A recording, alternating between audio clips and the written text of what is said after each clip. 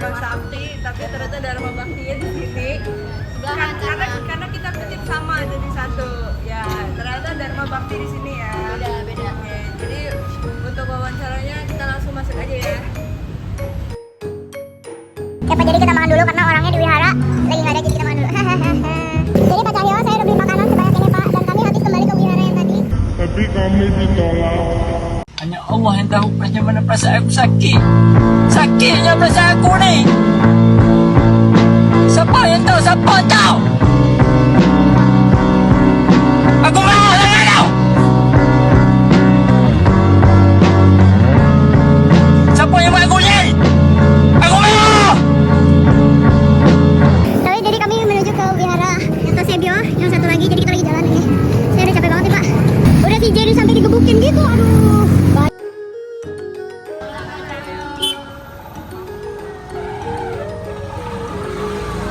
Halo Pak Cahyo, jadi ini udah wihara ketiga.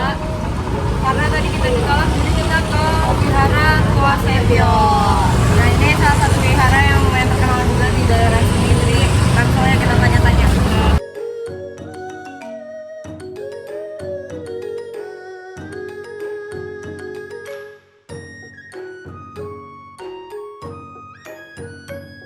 Halo Pak Cahyo, kembali lagi bersama kita. Nih kita sudah di dalam bersama dengan narasumber kami, bersama dengan Ko siapa? Hendro. Ko Hendro. Nah boleh kita langsung mulai aja pertanyaannya. Yang pertama, apa makna wihara bagi umat Buddha? Wihara itu tempat ibadah agama Buddha. Nah, ibadah agama Buddha itu ada wihara, ada cetya. Jadi kalau wihara itu tempat ibadah agama Buddha yang besar. Sedangkan kalau cetya itu tempat ibadah yang kecil. Gitu. Dan kalau di sini lantai satunya ini adalah kelenteng. Kelenteng itu adalah tempat ibadah untuk agama Konghucu. Oh. Seperti itu. Pertanyaan nomor 2 itu, apa saja kegiatan yang biasanya dilakukan di wihara selain sembahyang? Kalau di wihara biasa kita selain sembahyang kita adain kegiatan bakti sosial ya, ke panti asuhan dan panti jompo seperti itu. Pertanyaan ketiga aku pengen nanya, mengapa pengunjung biasanya itu, maksudnya apakah pengunjung biasanya diminta untuk menjaga ketenangan saat berada di wihara atau kayak sebebasnya gitu? Kalau untuk di wihara sendiri sih lebih tepatnya kan untuk tempat untuk beribadah ya. Jadi lebih dijaga aja ketenangannya karena takutnya yang umat datang pengen tujuannya berdoa karena kita ada yang berisik atau bagaimana jadi terganggu kan itu aja sih. Lanjut ke pertanyaan selanjutnya, yaitu apa makna bunyi lonceng atau dupa dalam upacara di wihara? Kalau kita tadi ke depan ya, ini kan ada tambur dan juga ada lonceng. Nah biasanya itu kita setiap harinya kita pukul itu di setiap jam 5:57 pada pukul 5:57 sore. Itu menandakan tanda pergantian waktu antara kita kan hidup gak sendiri ya, kita manusia kan ada makhluk lain yang tidak terlihat. Jadi sebagai penanda aja kalau perputaran waktu itu ada.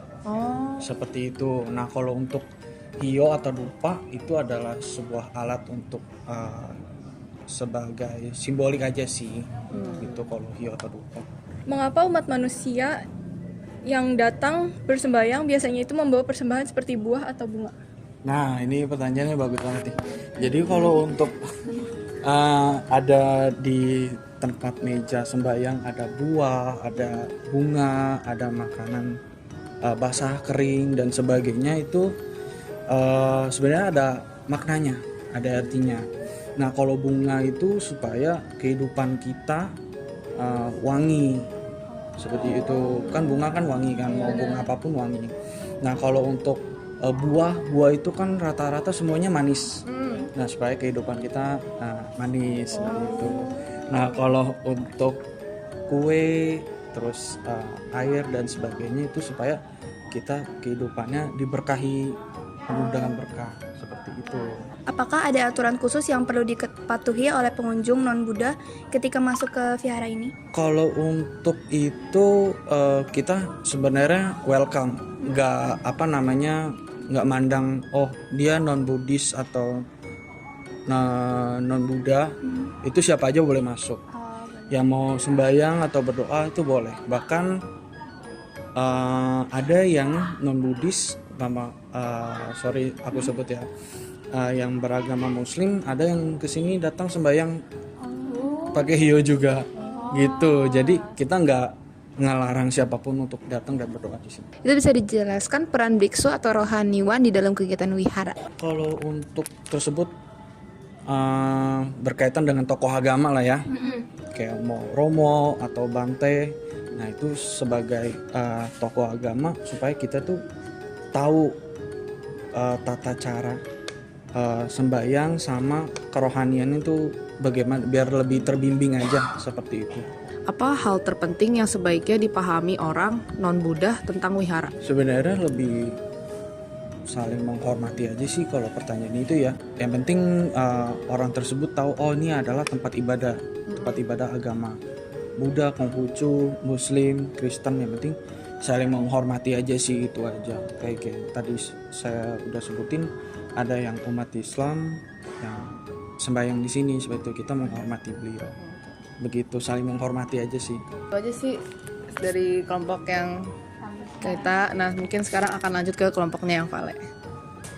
Oke, halo Pak Cahyo. Jadi kita udah ada di Wihara Toa Sebio. Kita mau lanjutin pertanyaan yang tadi udah ditanyain sama kelompok sebelumnya.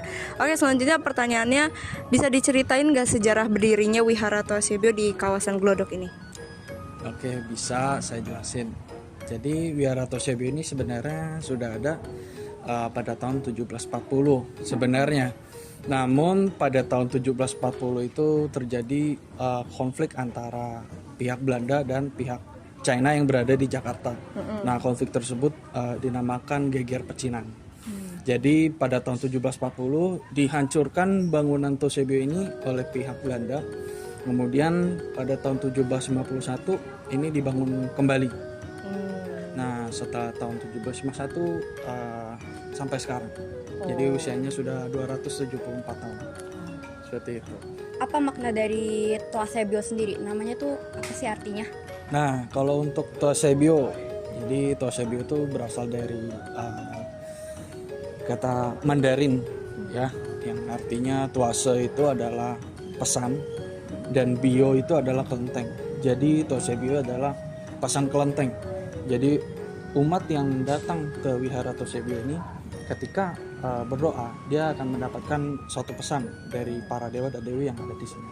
Apakah benar Toa Sebio itu merupakan salah satu wihara tertua di Jakarta? Salah satu wihara tertua di Jakarta, betul. Di Jakarta ya. Betul, karena usianya sudah 274 tahun.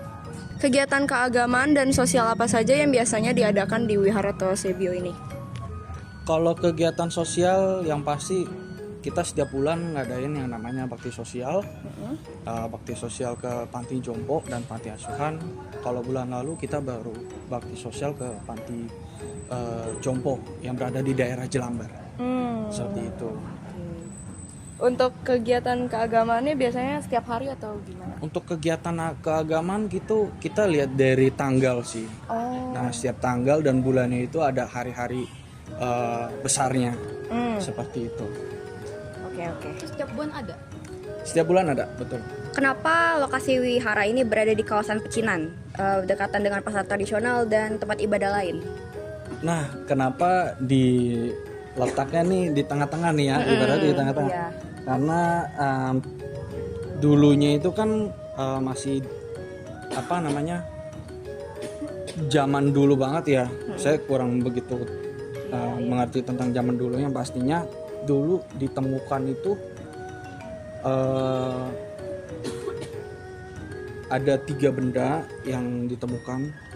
Itu ada prasasti yang ini, yang pertama nih, tulisan Cina. Iya. Jadi ada 3 barang atau 3 prasasti, 3 benda yang dibawa oleh dari China menuju ke sini dan ditemukan oleh para etnis Tionghoa yang berada di sini dan dibangun sebuah wihara gitu, dijadikan tempat untuk ibadah yang kecil.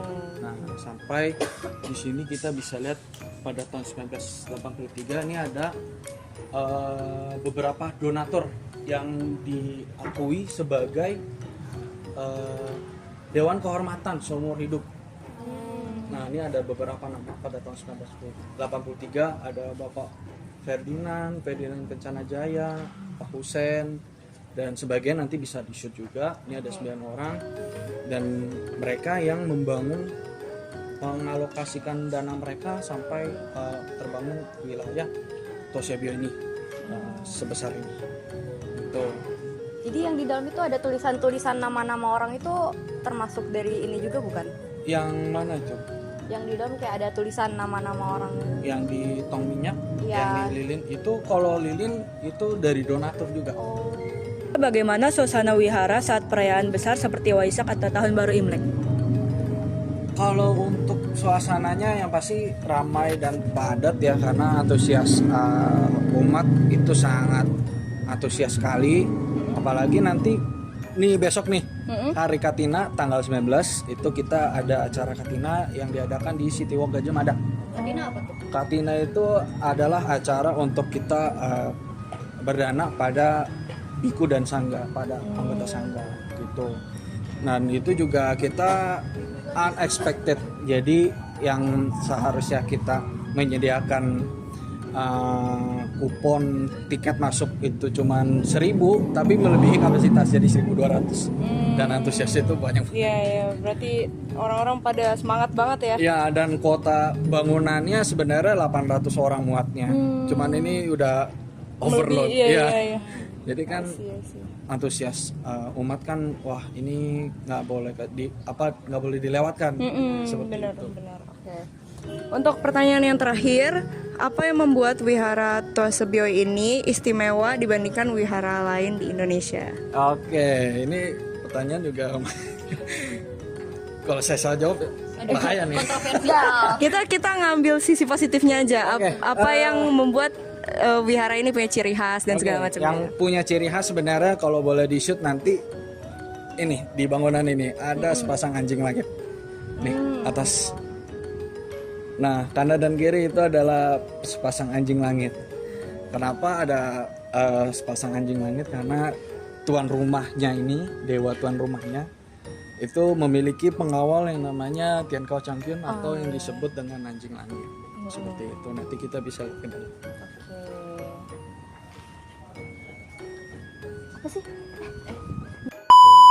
Ini ada pertanyaan tambahan, spontan sekali. Karena yang kita tahu Buddha itu terdiri dari beberapa aliran ya kalau nggak Betul, salah. betul. Nah ini tuh termasuk aliran yang mana dan bisa nggak dijelasin aliran-alirannya tuh ada apa aja? Kalau kebanyakan nggak apa-apa sih, beberapa aja. Kalau Buddha sebenarnya banyak aliran ya. Cuman kalau di Tosebio ini kita Tridharma. Tridharma itu menganut 3 aliran. Yang pertama Theravada, yang kedua Mahayana, dan yang ketiga Tantrayana. Nah, kalau di Tosebio ini lantai satunya ini kan kelenteng. Nah, sebelum belakang ini yang tinggi, yang besar. Ini adalah wihara. Ya. Jadi lantai yang Theravada, 3 Mahayana, yang keempatnya Tantrayana.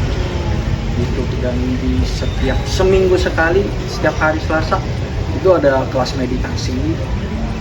Nah, untuk di lantai 2, kalau misalnya di lantai 3 itu setiap hari hari Jumat.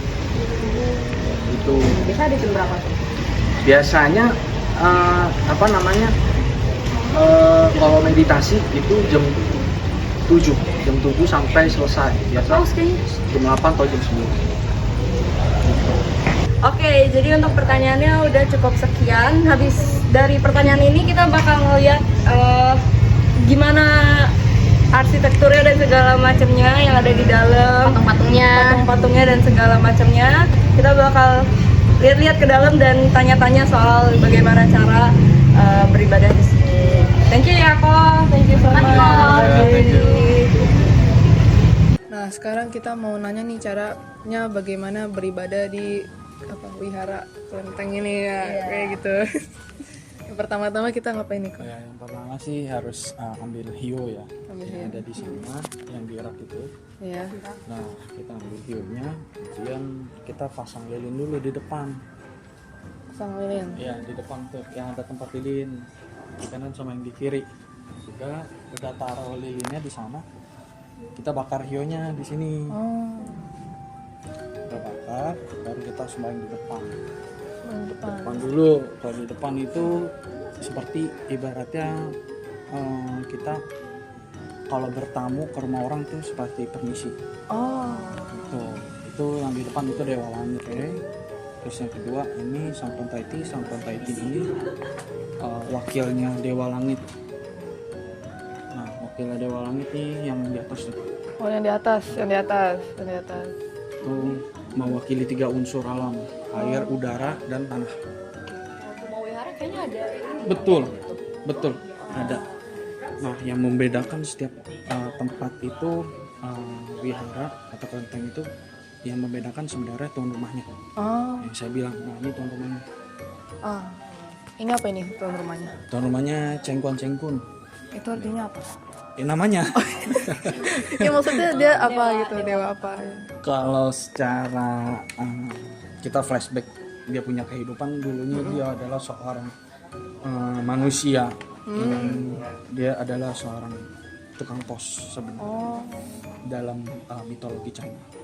Nah, namun semasa hidupnya beliau ini selalu menolong orang dan bersikap adil pada sesama. Nah, karena kebaikannya beliau ini dilihat oleh Dewa Langit, makanya setelah beliau meninggal, beliau diangkat menjadi seorang dewa. Nah, bernama Cengkuan. Oh. Tuh. Menarik. Mungkin situ doang apa ada lagi Mas? Nanti Temannya? kalau udah ini kan setiap tempat ada nomor-nomornya. Iya. 3, 4, 5, 6, 7. Itu tinggal ikutin aja. Oh, dia ngurut. Iya, ngurut. Kenapa kita letakin nomor supaya umat ini nggak bertabrakan sembahyangnya seperti itu. Oke. Nah, kalau di sini juga ada 19 altar dan masing dewa dewinya ini juga berbeda. Ada yang dewa jodoh, dewa rezeki, dewa pengobatan, dewa keadilan, dewi belas asih, gitu. Banyak. Oke. Ini itu aja. Oke, terima kasih ya atas waktunya ya. Ya, thank you. Ya, terima kasih. Thank you. Sekian itu aja mengenai wihara ini. Thank you. Thank you. Bye.